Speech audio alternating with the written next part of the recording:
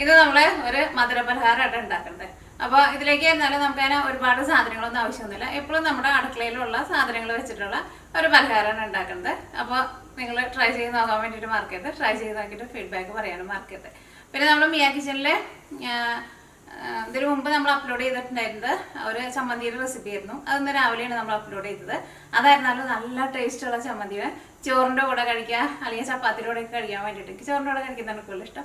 ചപ്പാത്തിയുടെ കൂടെ കഴിക്കാനാണെങ്കിൽ നല്ല ടേസ്റ്റ് ആയിരിക്കും. അതായിരുന്നാലും വളരെ സിമ്പിളായിട്ടുള്ള ഒരു ചമ്മന്തി. അതിലേക്ക് നമുക്ക് പപ്പടം വേണം, തക്കാളി വേണം, സവോള വേണം. ഇത്രയും സാധനങ്ങൾ വെച്ചിട്ടാണ് ചമ്മന്തി റെഡിയാക്കിയിട്ട് എടുക്കുന്നത്. അപ്പോൾ നിങ്ങൾ ആ വീഡിയോ കാണാത്തവരുണ്ടെന്ന് വെച്ചിട്ടുണ്ടെങ്കിൽ ആ വീഡിയോ കൂടിയിട്ട് കാണാൻ വേണ്ടിയിട്ട് മറക്കരുത് കേട്ടോ. പിന്നെ നിങ്ങളെല്ലാവരും സുഖമായിട്ടിരിക്കുന്നു വിചാരിക്കണം. ഇവിടെ ഞങ്ങളെല്ലാവരും സുഖമായിട്ടിരിക്കണം. അപ്പോൾ നമുക്കൊട്ട് സമയം കളയാൻ തന്നെ നമ്മുടെ പലഹാരം നമുക്ക് റെഡിയാക്കാം. ാൻ വേണ്ടിയിട്ട് ഞാനിവിടെ 125 ഗ്രാം ശർക്കര എടുത്തിട്ടുണ്ട്. അതേപോലെ തന്നെ തേങ്ങ എടുത്തിട്ടുണ്ട്. ഇത്രയ്ക്ക് തേങ്ങ എടുത്തിട്ടുണ്ട്. പിടിക്കണക്ക് ഞാൻ അതിലേക്ക് ഇടുമ്പോൾ പറയാട്ടോ എത്രയാണ്. ഫ്രോസൺ തേങ്ങ വാങ്ങുന്നവർക്ക് പിടിക്കണക്ക് അറിയണമായിരിക്കുമല്ലോ. അപ്പോൾ പിടിക്കണക്കും കൂടിയിട്ട് പറയാം. അപ്പോൾ ഞാനിതിവിടെ ഒരു വലിയൊരു തേങ്ങയുടെ പകുതിയാണ് എടുത്തേക്കുന്നത്. പിന്നെ 1 കപ്പ് റവ എടുത്തിട്ടുണ്ട്. അപ്പോൾ ഈ സെയിം കപ്പിൽ തന്നെ 1 കപ്പ് പാലും വേണം. സെയിം കപ്പിൽ തന്നെ 1/2 കപ്പ് വെള്ളം വേണം. പിന്നെ ടേസ്റ്റിന് വേണ്ടിയിട്ട് ഏലക്കായ വേണം, കുറച്ച് നെയ്യും വേണം. ഇതിലേക്ക് നമുക്ക് ആവശ്യത്തിന് ഉപ്പും വേണം. പിന്നെ ഇത് വറുത്തെടുക്കാനുള്ള ഓയിൽ വേണം. അപ്പോൾ ഇത്രയും സാധനങ്ങളാണ് നമുക്കിത് വേണ്ടത്. അപ്പോൾ ഫസ്റ്റ് നമുക്ക് ശർക്കര ഒന്ന് ഉരുക്കിയിട്ടെടുക്കാം. അപ്പോൾ നമ്മുടെ പലഹാരങ്ങൾ ഉണ്ടാക്കാൻ വേണ്ടിയിട്ട് ഇത്രയ്ക്ക് സാധനങ്ങൾ ആവശ്യമുള്ളൂ. ഇത് എപ്പോഴും നമ്മുടെ അടുക്കളയിൽ ഉണ്ടാവുന്ന സാധനങ്ങളല്ലേ. അപ്പോൾ ഈ പലഹാരം ഉണ്ടാക്കാൻ വേണ്ടിയിട്ട് ഫസ്റ്റ് നമുക്ക് ഈ ശർക്കര നമുക്കൊന്ന് അലിയിച്ചിട്ട് അതിലേക്ക് നമ്മൾ തേങ്ങ ഇട്ടിട്ട് നമ്മൾ തേങ്ങ വിളയിച്ചിട്ട് എടുക്കില്ലേ, അതാണ് നമ്മൾ ഇതിലേക്ക് നമ്മൾ ഫില്ലിംഗ് ആയിട്ട് വെക്കുന്നത്. അപ്പോൾ ഞാൻ ഇതിലേക്ക് തേങ്ങ മാത്രമേ ചേർക്കണുള്ളൂ. ഇനി നിങ്ങൾക്ക് വല്ല നട്ട്സ് എന്തെങ്കിലും വേണമെന്ന് വെച്ചിട്ടുണ്ടെങ്കിൽ അതും കൂടിയിട്ട് ഈ തേങ്ങയുടെ ഒപ്പം ചേർക്കട്ടോ. അപ്പോൾ ഫസ്റ്റ് നമുക്ക് ശർക്കര ഒന്ന് അരിയിക്കാൻ വേണ്ടിയിട്ട് വെക്കാം വെള്ളം ഒഴിച്ചിട്ട്. അപ്പോൾ 125 ഗ്രാം ശർക്കര. ഇതിലേക്ക് ഒരു 1/4 ഗ്ലാസ് വെള്ളം ചേർക്കാം. 1/4 ഗ്ലാസ് വെള്ളം വേണ്ട, 1/4 ഗ്ലാസ് വെള്ളത്തിനേക്കാൾ ഒരു പൊടിക്ക് കുറച്ച്. ഈ ശർക്കര വെള്ളത്തിൽ നന്നായിട്ടൊന്ന് നമ്മൾ അലിയിച്ചിട്ട് എടുക്കില്ലേ, അതേപോലെ അലിയിച്ചിട്ട് എടുക്കാം. അപ്പോൾ ആ ശർക്കര ഇവിടെ ഇരുന്നിട്ട് ഒന്ന് അലിഞ്ഞ് വരട്ടെ. അപ്പോൾ ആ സമയം കൊണ്ട് നമുക്ക് റവ ഒന്ന് കുഴച്ചിട്ട് എടുക്കണം. അപ്പോൾ അതിന് വേണ്ടിയിട്ട് പാല് വേണം. പാല് നമുക്ക് തിളപ്പിക്കാൻ വേണ്ടിയിട്ട് വയ്ക്കാം. അപ്പോൾ നമുക്ക് അപ്പുറത്തെ അടുപ്പത്ത് പാല് വയ്ക്കാം. അപ്പോൾ ശർക്കര റെഡി ആയിട്ട് വരുന്ന സമയം കൊണ്ട് നമുക്ക് ഇതിലേക്കുള്ള റവയുടെ മിക്സിങ് റെഡിയാക്കാം. അതിന് വേണ്ടിയിട്ട് ഒരു പാൻ എടുക്കാം. ഇതിലേക്ക് 1 ഗ്ലാസ് പാല്,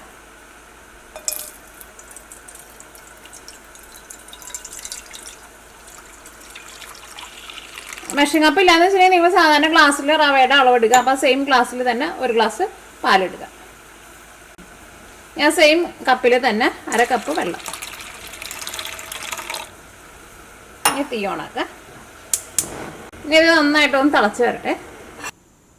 അപ്പോൾ ആ പാൽ അവിടെ ഇരുന്നിട്ട് ഇനി തിളക്കട്ടെ. ഇനി നമ്മുടെ ശർക്കര പാനി എന്തായി നോക്കാം. വലിയ പീസൊക്കെ ആയിട്ട് കിടക്കണുണ്ടെന്ന് വെച്ചിട്ടുണ്ടെങ്കിൽ ശർക്കര ഇതേപോലെ നന്നായിട്ട് ചൂടാക്കി കഴിയുമ്പോൾ ഒന്ന് അമർത്തി കൊടുത്താൽ മതി. അപ്പോൾ അത് പെട്ടെന്നായിട്ട് ഇതിൻ്റെ കൂടെ അങ്ങോട്ട് ചേർന്നു. ഇപ്പം നമ്മുടെ ശർക്കര വെള്ളത്തിൽ നന്നായിട്ട് അലിഞ്ഞിട്ടുണ്ട്. ഇതിലേക്ക് നമുക്ക് തേങ്ങ ചേർക്കാം. തീ നന്നായിട്ട് കുറച്ച് വയ്ക്കാം. അപ്പോൾ പിടി കണക്കാണെങ്കിൽ നോക്കിക്കോട്ടെ. ഇതേപോലെ ഇങ്ങനെ ഒരു പിടി, ഒരു 2 പിടി, ഒരു 2.5 പിടിയുടെ അടുത്ത് തേങ്ങ ചേർത്തിട്ടുണ്ട്. ഇതിലേക്ക് ടേസ്റ്റിന് വേണ്ടിയിട്ട് ഏലക്കായ ചേർക്കാം. നിങ്ങളുടെ ടേസ്റ്റിനനുസരിച്ചിട്ട് ചേർത്തോട്ടെ. കുറച്ച് നെയ്യും കൂടിയിട്ട് ചേർക്കണം. നെയ്യ് അല്ലെങ്കിൽ ബട്ടർ ചേർക്കാം. 1 ടേബിൾ സ്പൂൺ.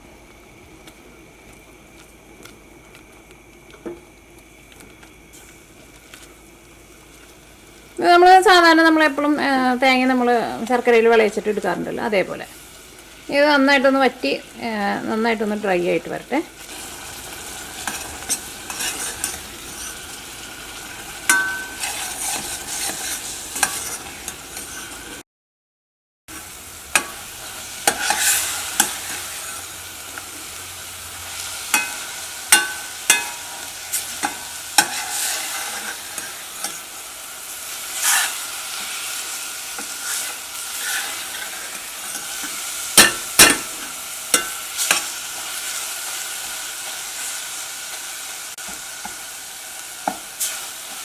ഇപ്പം ഇത് നല്ല ഡ്രൈ ആയിട്ട് വന്നിട്ടുണ്ട്. ഇനി നമുക്ക് തീ ഓഫ് ചെയ്യാം.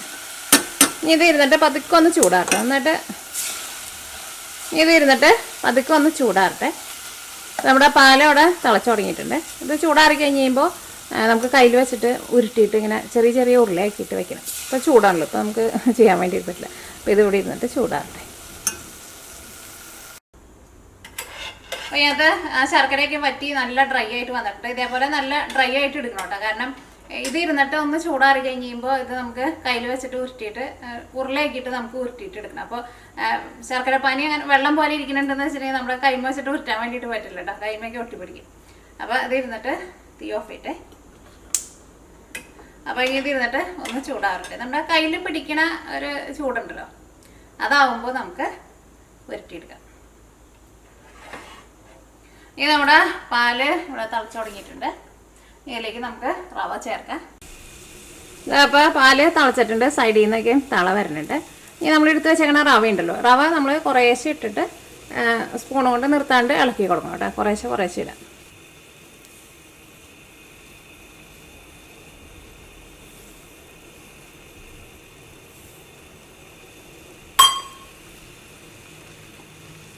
മീഡിയം ഫ്ലെയിമിൽ വയ്ക്കുക.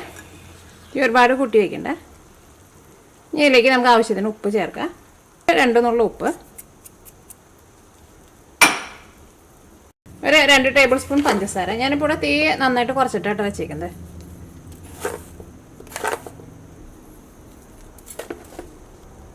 2 ടേബിൾ സ്പൂൺ നെയ്യ് അല്ലെങ്കിൽ ബട്ടർ.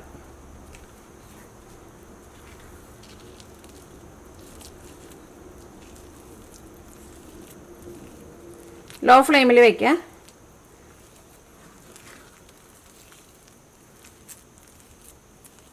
തീ നിങ്ങൾ അതനുസരിച്ചിട്ട് കുറച്ച് കൂട്ടിയും കുറച്ചും വെച്ച് കൊടുക്കുക. ഇനി ഇത് നമുക്ക് ഇതിപ്പോൾ കുറച്ചിങ്ങനെ കുറച്ചിങ്ങനെ ഒരു ലൂസായിട്ടാണല്ലോ ഇരിക്കുന്നത്. ഇത് കുറച്ചൊന്ന് ഡ്രൈ ആയിട്ട് വരണം.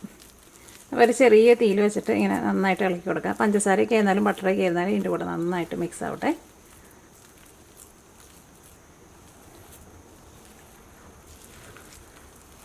ഞാനിതിലേക്ക് ചേർത്തത് പഞ്ചസാര തന്നെയാട്ടോ ചേർത്തത്. മറ്റേ ബ്രൗൺ ഷുഗർ ഉണ്ടല്ലോ, അതിപ്പോൾ സാധാരണ പഞ്ചസാര ഏത് പഞ്ചസാര ആയിരുന്നാലും കുഴപ്പമില്ല കേട്ടോ. എൻ്റെ അടുത്ത് ആ പഞ്ചസാരയാണ് ഉണ്ടായിരുന്നത്. അപ്പോൾ ബട്ടറിന് പകരം നെയ്യ് വേണമെന്ന് വെച്ചിട്ടുണ്ടെങ്കിൽ നെയ്യ് ചേർക്കാം. നെയ്യാണ് എപ്പോഴും ടേസ്റ്റ്. എൻ്റെ അടുത്ത് നെയ്യ് ഇല്ലാത്തതുകൊണ്ടാണ് ബട്ടർ ചേർത്തത്.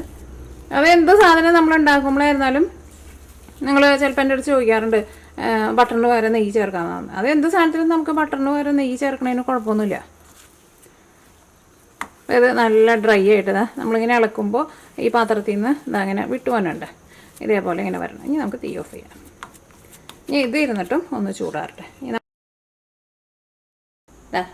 അപ്പോൾ നമ്മുടെ ശർക്കര ഇരുന്നിട്ട് ഒന്ന് ചെറുതായിട്ടൊന്ന് ചൂടാറിയിട്ടുണ്ട്. നമ്മുടെ കയ്യിൽ പിടിക്കണ ഒരു ചൂട്. ഇനി ഇത് നമ്മൾ എടുത്തിട്ട് പിടിച്ചോട്ടെ കേട്ടോ. ചൂടുണ്ടോന്ന് ചെറിയൊരു ചൂടുണ്ട്. കയ്യിൽ പിടിക്കുന്ന ഒരു ചൂടായിട്ട് ചെയ്താൽ മതി. നമുക്കൊരു കുറച്ച് വലിയ ഉരുളയാക്കിയിട്ട് നമുക്ക് ഉരുട്ടിയിട്ടെടുക്കാം.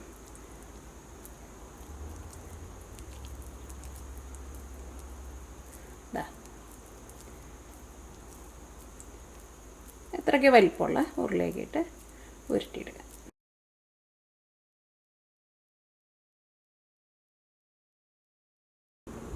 അപ്പോൾ ഇതെല്ലാം നമ്മൾ ഉരുട്ടിയെടുത്തിട്ടുണ്ട്. ഇപ്പോൾ ഞാൻ കൈ ഒന്ന് കഴുകിയിട്ടുണ്ട്. കൈ കഴുകി കഴിയുമ്പോൾ വേണമെന്ന് വെച്ചിട്ടുണ്ടെങ്കിൽ കയ്യിൽ വെച്ചിട്ട് ഒന്നുകൂടി ഒന്ന് ഉരുട്ടിയിട്ട് ഷേപ്പാക്കാം. അപ്പോൾ നമ്മുടെ കൈമ ഒട്ടും പിടിക്കില്ല. അപ്പോൾ ഇപ്പോൾ നമ്മുടെ റവ ഇരുന്നിട്ട് നന്നായിട്ടൊന്ന് ചൂടാറിയിട്ടുണ്ട്. ഇനി ഇത് നമുക്ക് നല്ല സോഫ്റ്റായിട്ട് കുഴച്ചിട്ടെടുക്കാം. അങ്ങനെ ഭയങ്കരമായിട്ട് ചൂടാറുണ്ട്. ഇപ്പോൾ ചെറുതായിട്ട് ഒരു ഇളം ചൂടുണ്ട്. ഇനി കയ്യിൽ വെച്ചിട്ട് ഇത് നല്ല സോഫ്റ്റായിട്ട് ഒന്നുകൂടി നന്നായിട്ട് കുഴച്ചിട്ടിടുന്നുണ്ട്. അപ്പോഴായിരിക്കും ഇത് നമുക്ക് ശരിക്കും നല്ല ഫിനിഷിങ്ങുള്ള ഉരുളിയാക്കിയിട്ട് ഉരുട്ടിയിട്ട് എടുക്കാൻ വേണ്ടിയിട്ട് പറ്റും.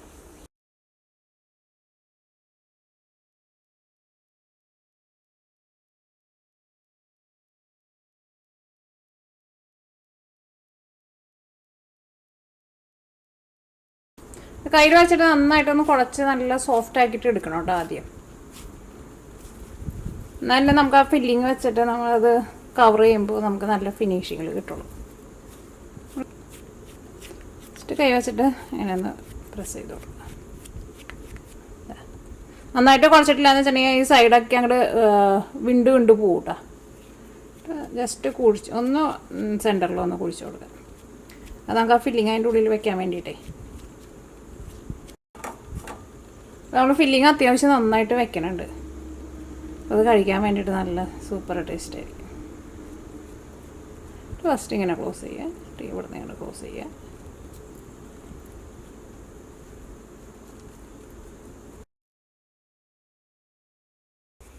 അപ്പോൾ ഇതെല്ലാം നമ്മൾ അതേപോലെ ഫില്ലിങ് വെച്ചിട്ട് നല്ല ഷേപ്പാക്കിയിട്ട് ഉരുട്ടിയെടുത്തിട്ടുണ്ട്.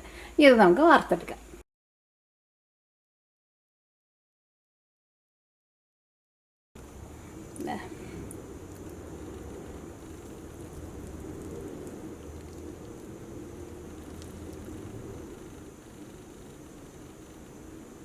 അപ്പോൾ ഈ നമ്മുടെ പലഹാരം ഞാനൊന്ന് കഴിച്ച് നോക്കട്ടെ. കഴിച്ച് നോക്കിയിട്ട് ടേസ്റ്റ് പറയാം.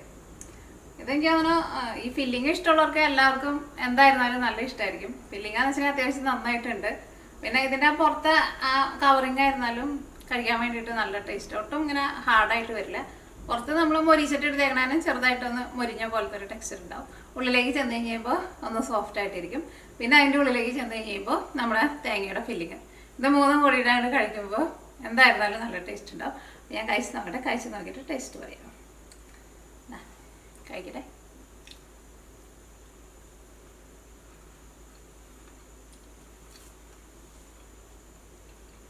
നല്ല നല്ല ടേസ്റ്റ് ഉണ്ട് എനിക്ക്. പിന്നെ ഈ ശർക്കരയുടെ ഈ തേങ്ങയുടെ ഫില്ലിങ് എനിക്ക് ഭയങ്കര ഇഷ്ടമാണ്. അപ്പോൾ അതുകൊണ്ട് തന്നെ എനിക്ക് നല്ല ഇഷ്ടമായിട്ടുണ്ട്.